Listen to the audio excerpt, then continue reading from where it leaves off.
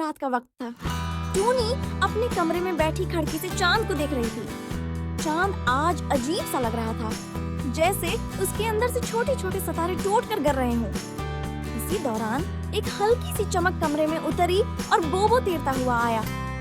बोबो मुस्कुराते हुए, टूनी, आज तुम्हें एक सफर पर ले जाना है, ऐसा सफर जो तुम्हारी जिंदगी बदल देगा। टूनी हैरान, सफर? कहाँ? बोबो ने अपने शफाफ हाथ में एक सुनहरी चाबी दिखाई, जिसके ऊपर छोटे छोटे जवाहरात चमक रहे थे। बोबो, ये वक्त का जादुई दरवाजा खोलती है। हम माजी और मुस्तकबिल दोनों देख सकते हैं, लेकिन ये दरवाजा सिर्फ एक रात खुला रहता है। बोबो और टूनी आहिस्ता आहिस्ता जंगल की तरफ बढ़े।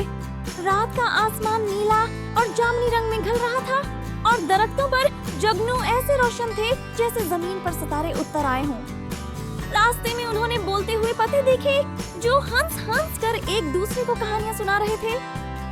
एक फूल ने टूनी से कहा, आगे मत जाना, वक्त के दरवाजे में खतरा है।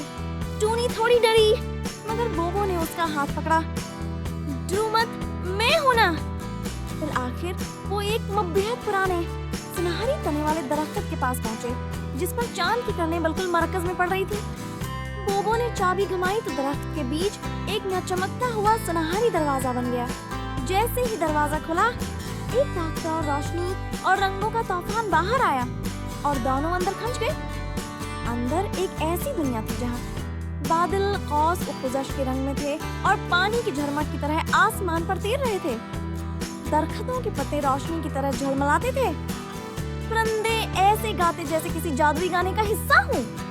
टूनी ने कहा, ये तो ख्वाब जैसा है। बोबो ने हंसकर कहा, ये वक्त की वादी है, यहाँ हर लम्हा एक कहानी सुनाता है। चलते चलते वो एक महल में पहुँचे, जिसके हाल में हजारों यादों के बादल तैर रहे थे। टूनी ने एक बादल छुआ और अचानक वो अपने दादा के बचपन में पहुँच गई। देख रही थी कि कैसे वो खेतों में खेलते थे। बोबो ने भी एक बादल छुआ और अचानक वो अपने दादा के बचपन में पहुंच गई। देख रही थी कि कैसे वो खेतों में खेलते थे। छुआ और वो लम्हा देख लिया जब वो खुद एक जिंदा मुस्कुराता हुआ बच्चा था। मगर फिर एक धुंध आई और वो लम्हा बदल गया। हादिसा और बोबो का भूत में बदल जाना। टूनी की आंखों में आंसू आ गए। बोबो, तुमने कभी बताया क्यों नहीं? बोबो ने आहिस्ता कहा, कुछ दुख सिर्फ खामोशी में रखे जाते हैं। अचानक किले के दर व दीवार हिलने लगे। एक हंसायादार बेवहीकल मखलूक नमूदार हुई, आंखें सरक और आवाज गरजदार। वक्त का मुहाफिज, ये वादी तुम्हारी नहीं है। जो यहाँ आता है उसे वापस जाने के लिए अपनी सबसे कीमती याद कुर्बान करनी पड़ती है। टूनी ने डरकर बोबो का हाथ पकड़ लिया। बोबो ने एक लम्हा सोचा और फिर आगे बढ़कर कहा, मेरी सबसे कीमती याद जब मैं जिंदा था, वो ले लो, मगर टूनी की याद मत लेना। मुहाफिज ने बोबो की याद खींच ली। बोबो की आंखें धुंधला गईं, जैसे वो अपनी जिंदगी का वो हिस्सा भूल गया हो। दरवाजा आहिस्ता आहिस्ता बंद होने लगा।